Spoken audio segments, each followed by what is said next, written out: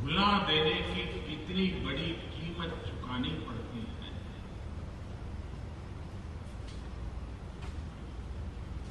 क्या कुछ खोना पड़ता है, क्या कुछ गंवाना पड़ता है। अगर इस बात को समझना है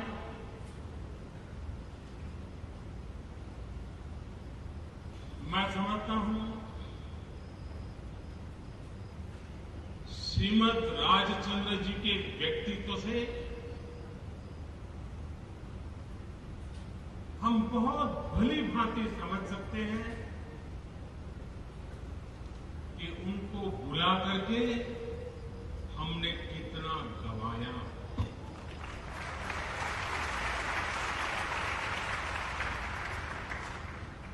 क्या कुछ खोया है। और आज ये बहुत ही सुभग योग है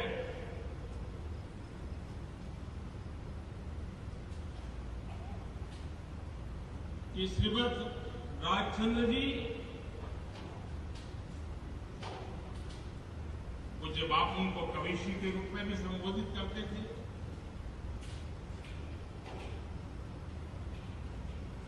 उनके 150 वर्ष और जिस तपोभूमि से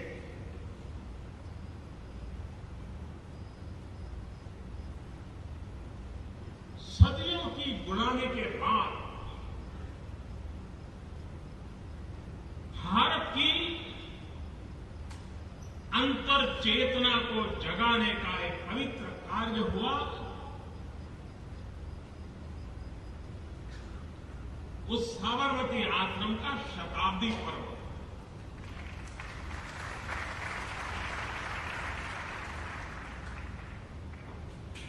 दो 2017 का साल अनेक रूप से महत्वपूर्ण है। यही वर्ष था जब देश में पहला सत्याग्रह का बिगुल बजा चंपारण की धरती पर, और उसका भी ये शताब्दी का वर्ष है।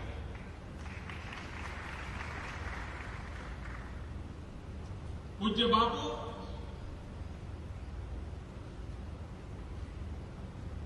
1915 में भारत वापस आए थे अफ्रीका से, और 2015 में जब उनका शताब्दी का वर्ष था तो भारत सरकार ने पूज्य बापू के भारत आगमन की उस शताब्दी को भी इसी गुजरात में गांधीनगर में महात्मा मंदिर में दुनिया भर के प्रवासी भारतीयों को बुला करके उस अवसर को मनाने का प्रयास किया।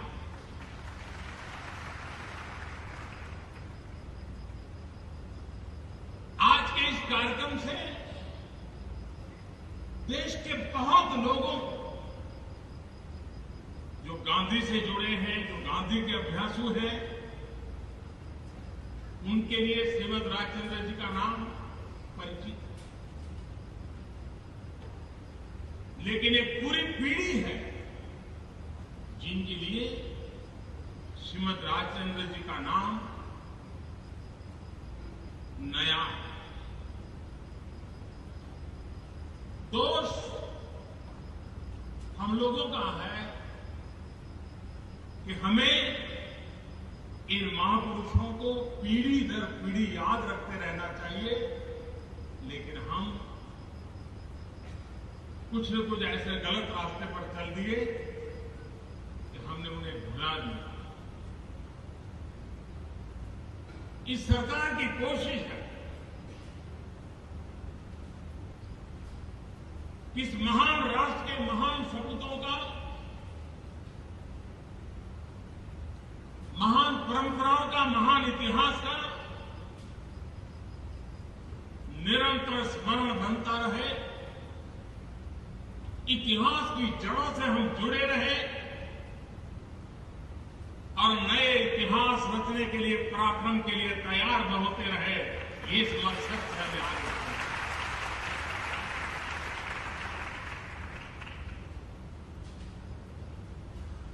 साबरमती आश्रम की शताब्दी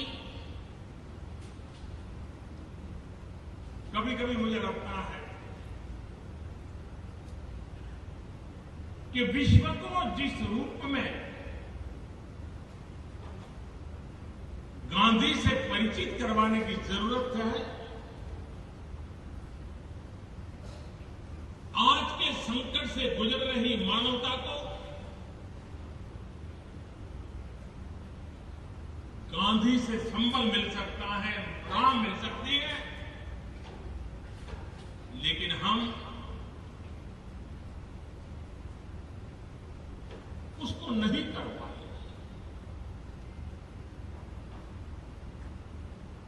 अभी भी समय है, वरना मेरा तो मन करता है, मैं नहीं जानता हूं सारी इच्छाएं पूरी होती है, कहां होता है, लेकिन इच्छाएं करना भी तो कुछ बुरा थोड़ा होता है।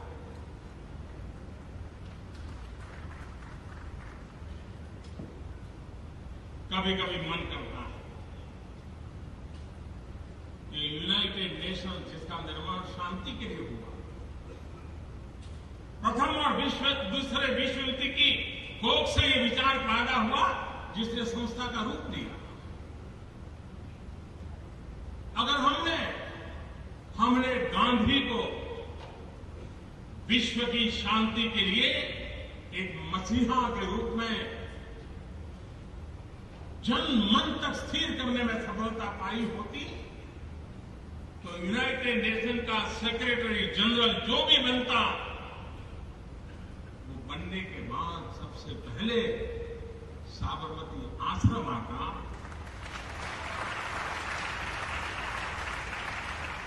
कुछ पल हृदय कुंज में बिताता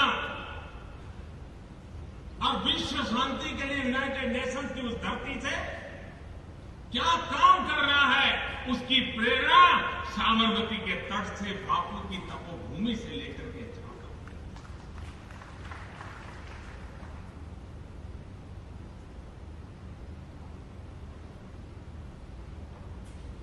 लेकिन मेरी आत्मा कहती है,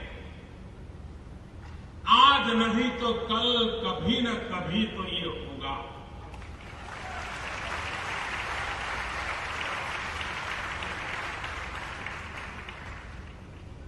हमारे देश को हमने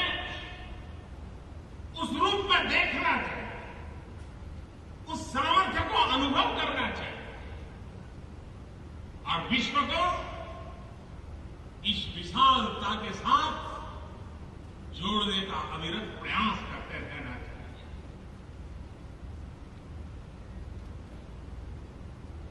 श्रीमद राजचंद्र जी,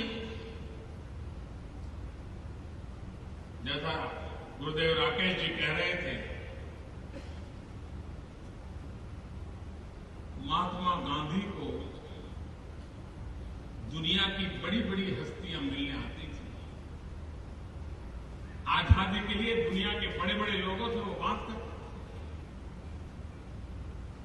लंबे चौड़े 6 फुट 6.5 फुट ऊंचाई वाले, चिकनी चपटी गोरी चमड़ी वाले, लेकिन दुनिया का कोई व्यक्तित्व गांधी को प्रभावित नहीं कर पाता।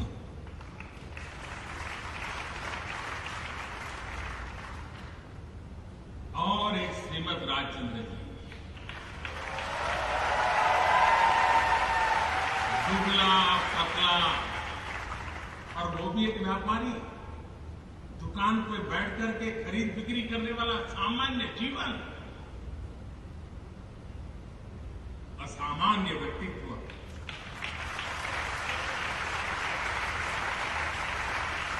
और गांधी में और श्रीमद राजचंद्र जी की उम्र में भी ज्यादा फर्क नहीं था, 2.5 साल का सिर्फ फर्क था।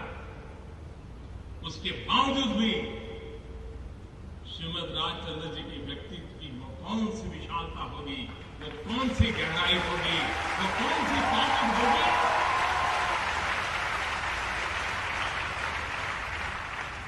जिसने पूरे के पूरे गांधी को अपने में समेट लिया।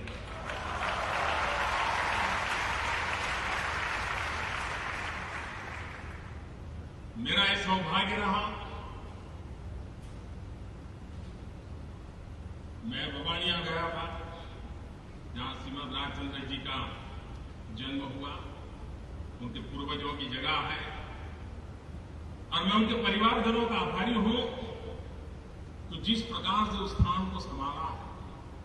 और वहां से जाने के बाद मैंने शिक्षकों से कहा था कि जब भी आप सौराष्ट्र में कहीं यात्रा के लिए जाते हैं, कुछ पल बवानियां जरूर जाइए।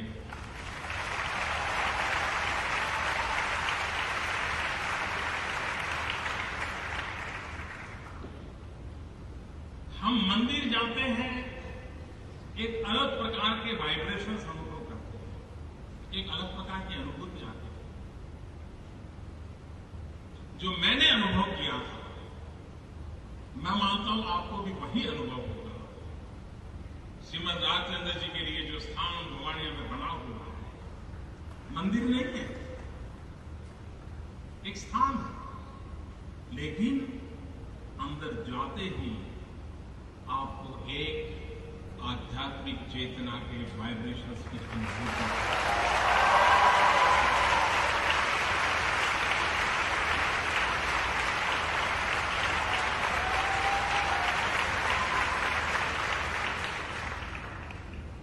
हमारे देश में पीएचडी अनेक विषयों पर होती है, अनेक महापुरुषों की कविताओं की गद्य पद्य रचनाओं पर पीएचडी होती है। लेकिन मैं चाहूंगा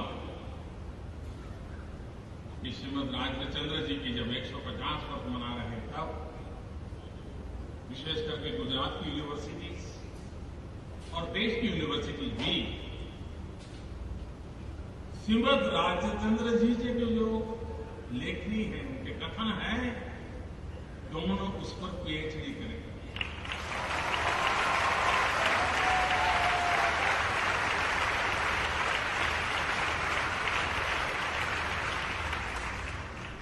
गांधी जी के जीवन पर, उनके सारे कार्यकलाप पर हर पल श्रीमद राजचंद्र जी के जो पत्र हैं, उन पत्रों का कैसा प्रभाव था। और देखिए, गांधी जी की विशेषता, उम्र में फर्क नहीं था, जैन परंपरा में पले हुए थे श्रीमद राजचंद्र जी। उसके बावजूद भी गांधी की भी सरलता देखे, वरना कभी कभी मनुष्य का एक, अब वो बैरिस्टर थे, अफ्रीका में सफल आंदोलन करके आए थे, भारत में बड़े बड़े नेताओं को मिलने आते थे, उन्होंने अपना एक स्थान बना लिया था। उसके बावजूद भी आयु में कोई फर्क न होने के बाद भी अपने बराबरी के व्यक्ति को सामान्य जीवन जाने वाली अपने अंतर मन के सारे सवाल लिख करके उनको पूछा करते थे। और श्रीमद राजचंद्र जी बिना संकोच आध्यात्मिक चेतना और अधिष्ठान समेत पूरे ज्ञान का संपूर्ण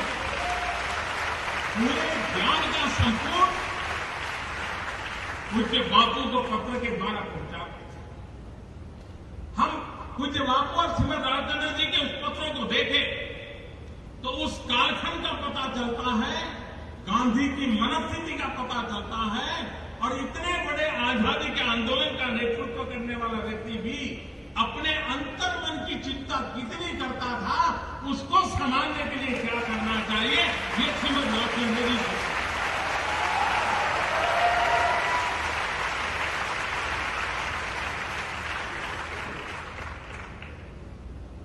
हमारी नई पीढ़ी को कुछ पता नहीं। और इसलिए इस बार जब साबरमती आश्रम शताब्दी वर्ष मना रहे हैं, तब देश भर से जो स्टूडेंट टूरिस्ट के रूप में गुजरात आते हैं, मैं उन शिक्षकों को भी कहूंगा कि आप सब कुछ देखिए, लेकिन कुछ पल उन बच्चों को साबरमती आश्रम में बिताने के लिए प्रेरित कीजिए। बवानिया जाकर के दिखाइए कि कैसे महापुरुष हमारे देश में किन्हीं दिनों पैदा हुए। ये तो ऋषियों मुनियों के युग की बात नहीं है। और मैं गुरुदेव राकेश जी का जितना अभिनंदन करूं उतना कम है।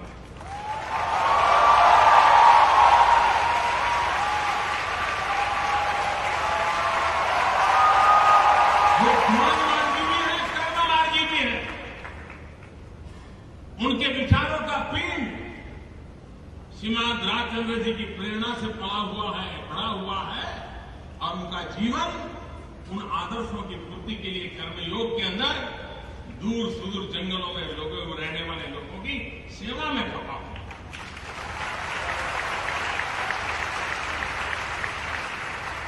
और मैंने देखा है विश्व भर में एक बहुत बड़ा समूह है जो उनके टीवी पर जो उनके व्याख्यान सुनने के लिए मिलते हैं, लगातार सुनने वाला एक बहुत बड़ा वर्ग।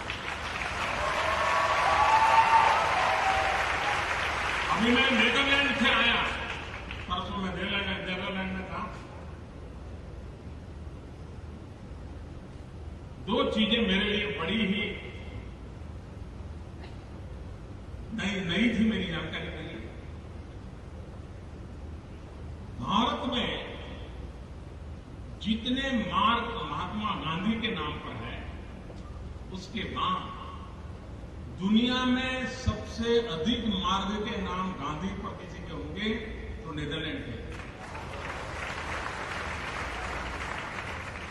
मेरे लिए नया अनुभव, नई जानकारी। और दूसरा, वहां सूरीनाम के लोग आकर के बसे हुए हैं बहुत बड़ी मात्रा में। वो डच सिटीजन है।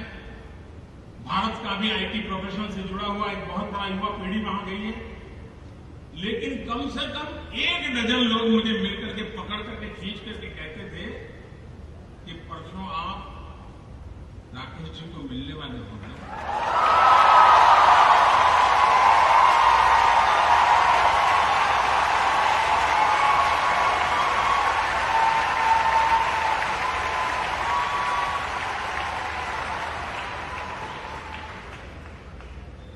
और एक और कहते थे कि राकेश जी के वाले आपके साथ की फोटो जरा भेज देना।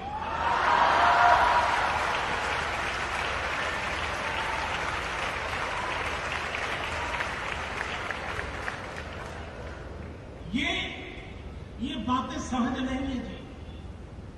ये बातें अपने आप में एक बहुत बड़ा सामर्थ्य। जब हम पूज्य बापू का स्मरण करते हैं, साबरमती आश्रम का स्मरण करते हैं, 12 साल यहां तपस्या की और पूज्य बापू की संकल्प शक्ति देखिए। मैं बेमौत मरूंगा लेकिन आजादी के बिना लौटूंगा नहीं। कितनी बड़ी संकल्प शक्ति होगी जब उन्होंने साबरमती आश्रम 12 वर्ष की उस तपस्या जो साबरमती के आश्रम में हुई है, तो तपस्या का सामर्थ्य कितना था कि महात्मा गांधी संकट के साथ निकले। आत्मविश्वास कितना था कि इसी शरीर के रहते हुए मैं अंग्रेजों को हाथ से निकाल करके रहूंगा, हिंदुस्तान का आजाद करके।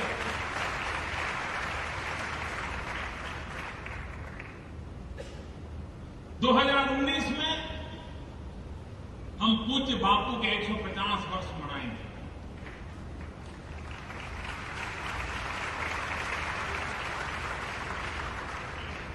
ऐसे ही मनाएंगे क्या?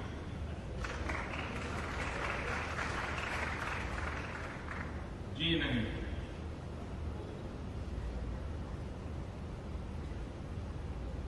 पूज्य बापू के 150 साल ऐसे ही मनाने का किसी हिंदुस्तानी को हक नहीं है।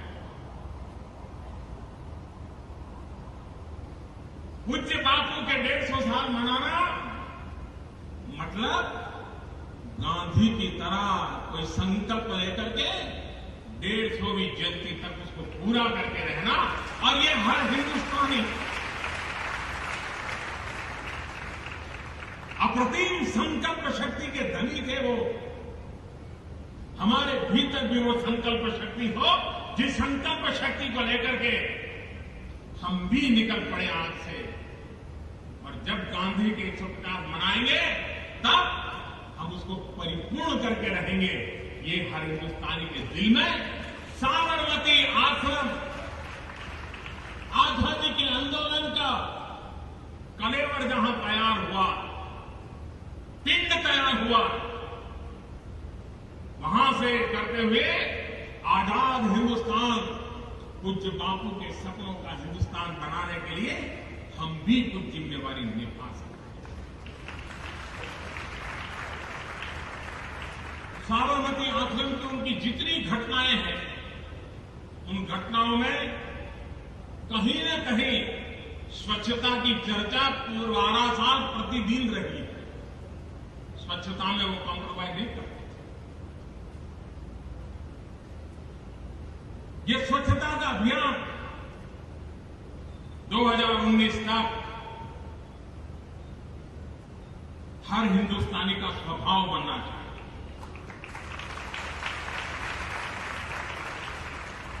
स्वच्छता हमारे रगों में, हमारे जहन में, हमारे विचार में, हमारे आचार में स्वच्छता का प्रथम स्थान होना चाहिए। और इससे बड़ी पूज्य बापू को कोई श्रद्धांजलि नहीं हो सकती। स्वयं बापू कहते थे कि आजादी और स्वच्छता दोनों में से मेरी पहली पसंद स्वच्छता रहेगी। आजादी से भी ज्यादा महत्व गंदगी से मुक्ति का हिंदुस्तान, ये बापू का सपना था। आजादी के 70 साल हो चुके हैं। 2019 में 150वीं जयंती मना रहे हैं। हम क्यों न उसके लिए करें? पूज्य बापू को वैष्णवजन तो तेने रे कहिए बहुत प्रिय था। अभी भी हम लोगों ने सुना। इस देश के हर कोने में वैष्णवजन तो तेने रे कहिए हर विद्यार्थी को मालूम है, नागरिक को पता है, सबको पता है, गांधी जी को भी। और इसकी ताकत देखिए, इसकी सहजता देखिए। आप 100 लोगों को पूछिए कि पूज्य बापू का प्रिय भजन कौन सा था, 100 में से 90 लोग कहेंगे वैष्णवजन तो तेने रे कहिए। 100 में से 90 कहेंगे हिंदुस्तान के किसी भी कोने में जाके देखें। फिर उनको दूसरा सवाल पूछिए कि किस भाषा में है। मैं बिल्कुल दावे से कहता हूं 10 लोग नहीं बता पाएंगे ये किस भाषा में है, क्योंकि इस ऊंचाई से वो हमारे भीतर रम गया है कि भाषा के भेद खत्म हो चुके। वैष्णवजन हमें अपना लगने लगा। ये सिद्धि होती है, ये सिद्धि होती है कि बाकी कोई भेद रेखा सामने नहीं आती है, लिप्त हो जाती है। मैं राजनीति में बहुत देर से आया हूं।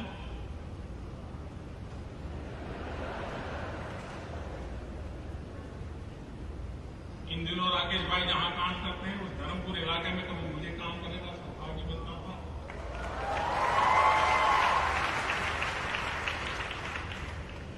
जवानी का लंबा समय आदिवासियों के बीच बिताने का मौका मिला मुझे, सामाजिक सेवा करते करते। राजनीति में बड़ी देर से आया और आया था तब भी इस पटरी पर जाऊंगा ये कभी सोचा तक नहीं था। मैं संगठन के लिए समर्पित था, संगठन के लिए काम करता था। और तब मैं भारतीय जनता पार्टी के कार्यकर्ताओं को प्रशिक्षित करते समय एक बात बताता था।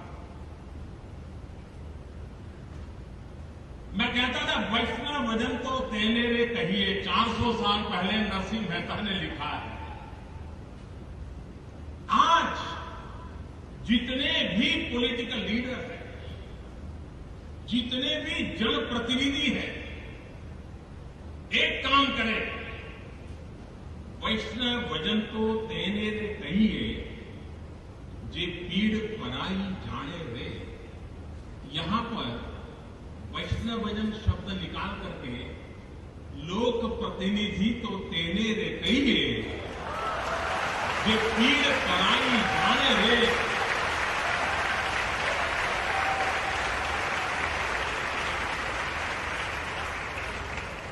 आप देखिए हिंदुस्तान में लोक प्रतिनिधि कैसा होना चाहिए, जनसेवक जननायक कैसा होना चाहिए। वैष्णवजन के हर पंक्ति में आप पल भर के लिए अपने आप को बिठा करके देखिए। आप देखिए आपको किसी से मार्गदर्शन की जरूरत नहीं पड़ेगी।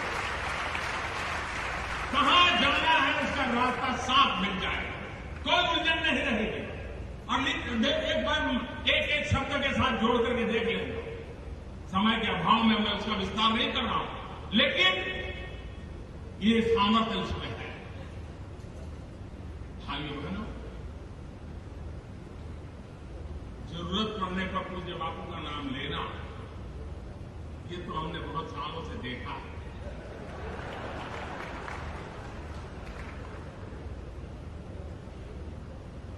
और कब बापू को भुला देना, ये चतुराई भी हमने भली भांति देखी।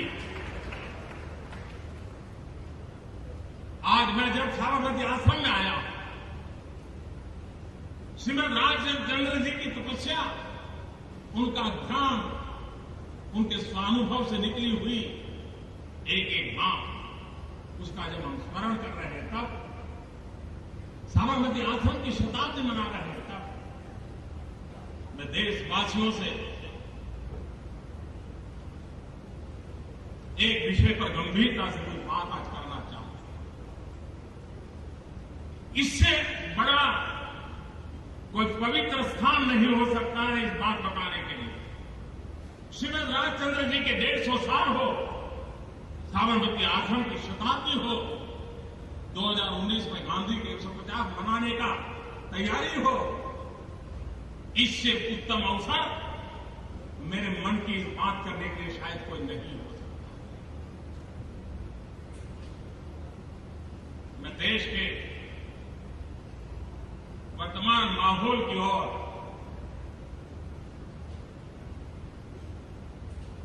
अपनी पीड़ा भी व्यक्त करना चाहता हूं, अपनी नाराजगी भी व्यक्त करना चाहता हूं। जो देश चींटी को भी खिलाने में विश्वास करता, जो देश मोहल्ले में दौड़ते घूमते फिरते कुत्तों को भी कुछ न कुछ खिलाने के लिए सोचता, जो देश सुबह उठकर के नदी के तट पे, तालाब के तट पे जाकर के मछलियों को खिलाने के लिए परंपरा, जिस देश के संस्कार को, चरित्र हो, जिस देश में महात्मा गांधी जैसे महापुरुष ने अहिंसा का पाठ पढ़ाया, क्या हो गया है हमें कि अस्पताल में कोई पेशेंट बचा न पाए, हम ऑपरेशन विफल हो जाए, दवाई कारगर न निकले और पेशेंट की मृत्यु हो जाए, और अचानक परिवारजन अस्पताल को आग लगा दे, डॉक्टरों को मार दे। क्या ये मेरा देश है? क्या ये पूज्य बापू का देश है? हम क्या कर रहे हैं? और इसी चीजों को बढ़ावा मिल रहा है। अकस्मात होता है, कहीं दो व्हीकल टकरा गए, दुर्भाग्य से किसी एक की मौत हो गई, किसी को चोट लग गई, न जान न पहचान 50 लोग इकट्ठे हो जाते हैं, गाड़ियां जला देते हैं। क्या ये मेरा देश है? गाय की रक्षा, गौ की भक्ति महात्मा गांधी और विनोबा भावे से बढ़कर के कोई नहीं होता।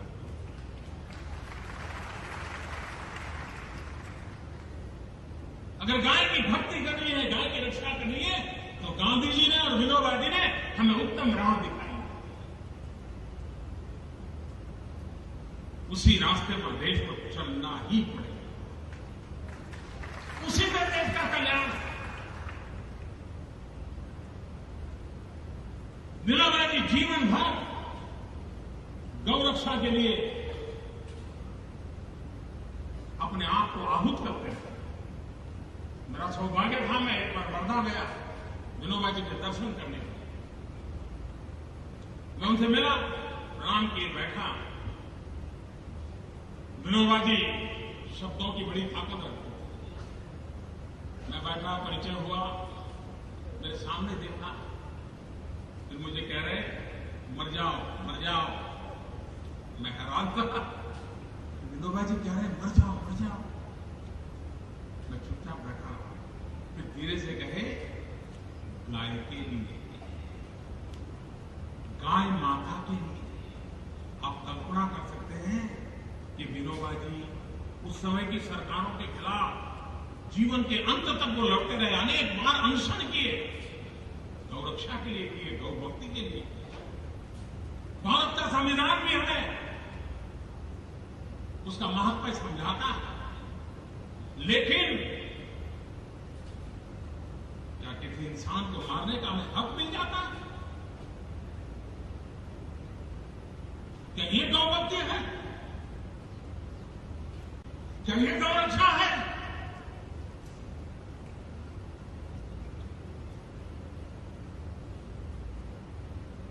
पूज्य बापू का रास्ता ये नहीं हो सकता। विनोबा भावे का जीवन हमें ये संदेश नहीं देता है। और इसलिए साबरमती आश्रम की शताब्दी के पर्व पर और पूज्य श्रीमद रामचंद्र जी के 150 वर्ष मनाते हैं, तब हर हिंदुस्तानी के दिलो दिमाग में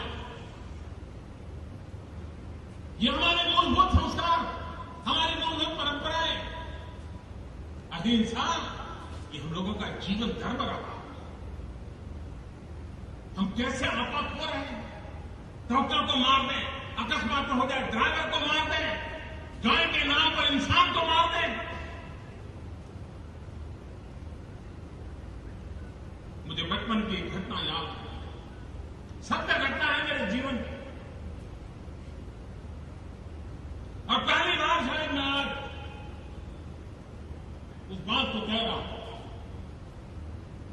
एक समय था जब मुझे लिखने की आदत हुआ करती थी, लिखता था, तब मेरे मन में था कभी मैं उस विषय पर लिखूंगा, लिख नहीं पाया। लेकिन आज मेरा मन करता है, क्योंकि ऐसी पवित्र जगह है, जिस पवित्र जगह से मन के भीतर की सच्चाई का प्रकट होना बहुत स्वाभाविक है।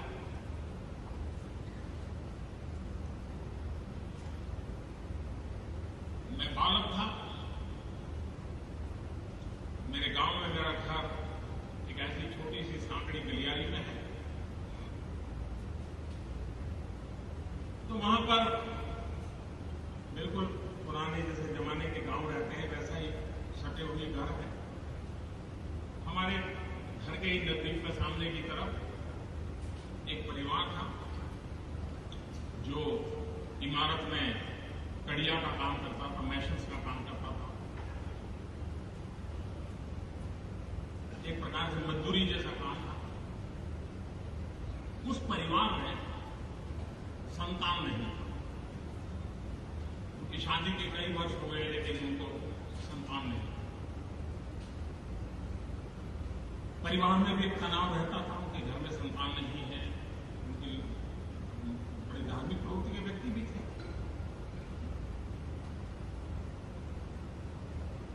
बहुत बड़ी उम्र में उनके यहां एक संतान का जन्म हुआ। तो संतान बड़ा हो रहा था। अब छोटी सांकड़ी गली थी। सुबह सुबह गाय को भी एक बड़ी डिसिप्लिन की आदत होती है, तो घरों के पास गुजरती है तो घर वाले भी बाहर निकल के रोटी खिलाते हैं। तो एक गाय थी जो हमारे उस मोहल्ले से आना, हर परिवार के लोग बाहर निकल के उसको रोटी खिलाते। जिनके घर में ये संतान जन्म होता वो भी खिलाते थे। एक बार अचानक कोई हड़कंप हो गई, शायद कुछ बच्चों ने पटाखे फोड़ दिए, क्या हुआ वो घटना मुझे पूरी याद नहीं रही, लेकिन वो गाय फड़फड़ा गई और दौड़ते दौड़ते स्थिति ये बनी, वो जो बच्चा उनका मुश्किल से 3, 4, 5 साल का हुआ था, वो भी दौड़ने लग गया। उसको समझ नहीं आया कि इधर दौड़ूं, और जाने अनजाने में वो गाय के पैर के नीचे आ गया। इतने सालों के बाद परिवार में एक बच्चा पैदा हुआ था और गाय के पैर के नीचे आने के कारण उसकी मृत्यु हो गई। आप कल्पना कर सकते हैं उस परिवार का माहौल क्या। बड़े दुख के दिन थे, लेकिन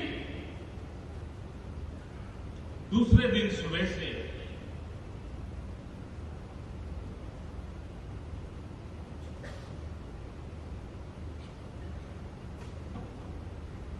ये दृश्य मैं भूल नहीं सकता।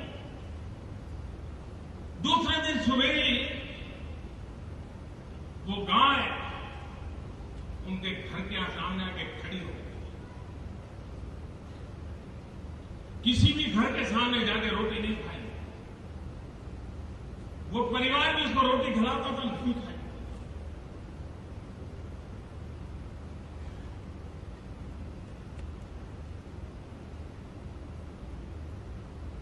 गाय के आंसू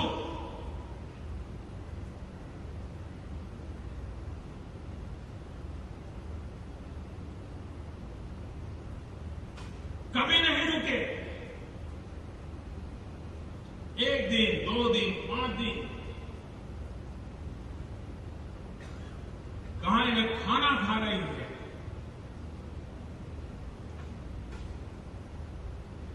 गाय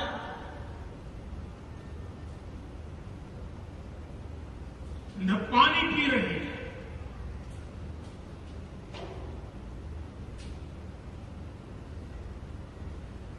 एक तरफ परिवार को इकलौते संतान की मृत्यु का शोक था, पूरे मोहल्ले में एक दुख का वातावरण था, गांव में एक परिवार का वातावरण था। लेकिन गाय पश्चाताप में डूबी हुई।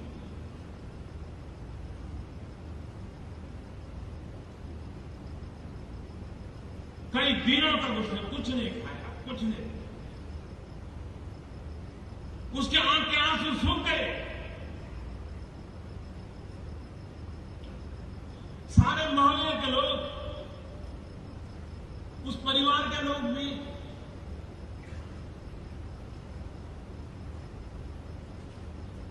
लाख कोशिश करते रहे,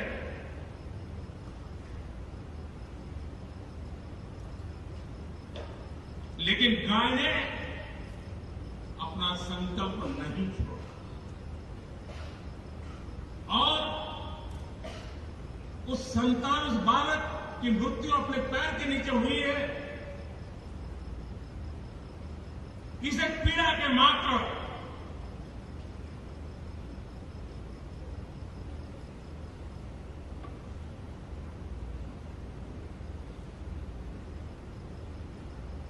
उस गाय ने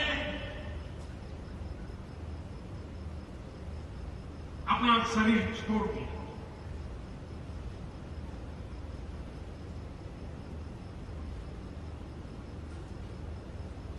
एक बालक के मृत्यु के पश्चाताप में गाय को बलिदान देता हुआ मैंने बचपन में देखा है। वो दृश्य आज भी मेरे सामने जिंदा है।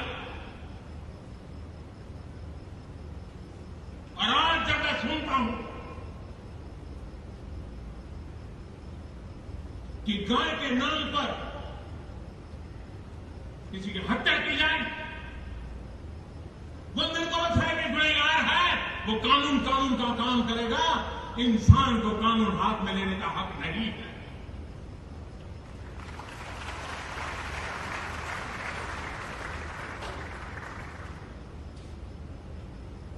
साबरमती आश्रम की शताब्दी मनाते हो, गांधी जी और विनोबा जी जैसे गाय के लिए समर्पित जीवन हमारे सामने दृष्टांत हो। मैं देशवासियों से आग्रह करूं, हिंसा समस्याओं का समाधान नहीं है।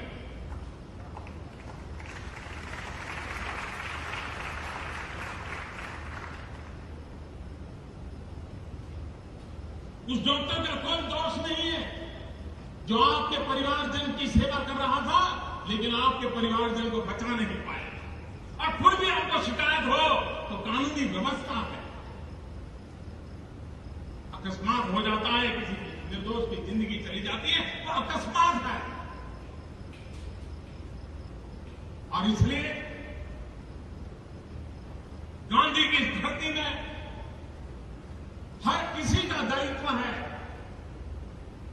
संतुलित जीवन जीने, हर किसी की जिम्मेवारियों को अपनी जिम्मेवारियों के साथ जोड़ दे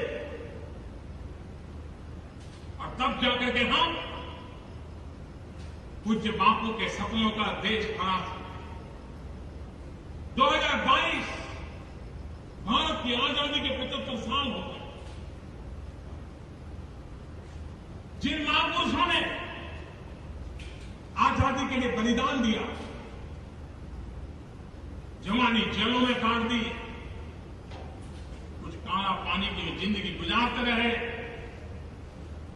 कुछ फांसी के तख्त पर चढ़ गए, कुछ जीवन भर लड़ते रहे। उन सबका सपना था देश को आजाद, देश को समृद्ध, देश के गरीब से गरीब के कल्याण की ओर देख। 2022 आजादी के 75 साल हो रहे हैं। 5 साल हमारे पास है। 125 करोड़ देशवासी अगर संकल्प कर ले कि 2022 में हमें हिंदुस्तान को यहां ले जाना है जो हमारे आजादी के दीवानों के सपने थे, उसे पूरा करने के लिए ले जाना। जिस साबरमती के आश्रम की धरती से आजाद हिंदुस्तान के सपनों को संजोया गया था, राष्ट्र को पिरोया गया था, सपनों को पूरा करने के लिए आहुति को स्वीकार किया गया था, लड़ाई लड़ने के लिए हर प्रकार के अहिंसक शस्त्रों का इस्तेमाल किया गया था, सत्याग्रह का मार्ग अपनाया गया था। 2022 आजादी के 75 साल हो रहे हैं। संकल्प का, कर्म का, नया करने का, जीवन को लगा देने का 5 साल जिंदगी का इतना मूल्यवान समय। 2022 हम हर हिंदुस्तानी 125 करोड़ देशवासी एक कदम अगर चलते हैं तो हिंदुस्तान 125 करोड़ कदम आगे चलता है। इस सपना को लेकर के चले श्रीमद राजचंद्र जी, जिन्होंने हमें इतनी बड़ी आध्यात्मिक चेतना, कर्ममार्ग, ज्ञानमार्ग, अंतर चेतना को जगाने का रास्ता दिखाया। पूज्य बापू, जिन्होंने श्रीमद राजचंद्र जी की बात को जीत करके प्रयोग सफल करके दिखाया है। ऐसे दोनों महापुरुषों को एक साथ स्मरण करने के अवसर पर मैं फिर एक बार मुझे आप सबके बीच आने का अवसर मिला। इतने बड़े तादाद में देश और दुनिया से आए हुए लोगों से उनके दर्शन का सौभाग्य मिला, राकेश जी से मिलने का अवसर मिला। मैं अपना अभिवादन मानता हूं। बहुत बहुत धन्यवाद। बहुत बहुत धन्यवाद माननीय प्रधानमंत्री महोदय, आपका हृदय आभार प्रकट करते हैं आपकी प्रेरक उपस्थिति और उद्बोधन के लिए। सभी मंचस्थ महानुभाव का भी आभार व्यक्त करते हैं। और साबरमती आश्रम शताब्दी महोत्सव, श्रीमद राजचंद्र जी 150वां जन्म जयंती महोत्सव, इस भव्य समारोह के समापन करने की मैं दिव्या ठक्कर अनुमति चाहती हूँ।